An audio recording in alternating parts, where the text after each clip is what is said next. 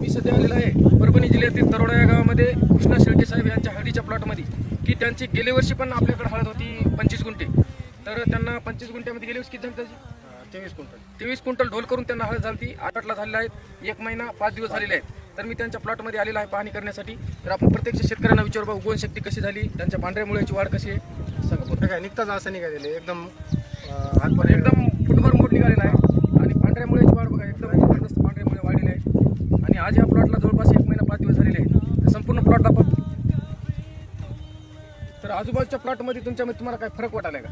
जरा लवकर उगवणशक्ती जरा फास्ट झाली, म्हणजे उगवणशक्ती फास्ट झाली चांगली आपल्या झाली. पिकाची. बाकीचे जे रासायनिक वरचे आहेत, थोडे लेट झाले तर आणखी काही झालं ते निघाले नाही, उशिरा निघाले. मग तुमच्या सोबत हळदी टाकून सुद्धा त्यांचं पण निघालं नाही. निघाले. तर बघू शकता शेतकरी मित्रांनो, त्यांचं म्हणणं असं आहे बा त्यांच्या गावातच दुसरे त्यांच्या भावाची म्हणा कोणाची म्हणा त्यांच्या सोबतच हळदी टाकलेली आहे, पण आपली 4-8 दिवसांना अगोदर हळद निघाली. तर राम राम.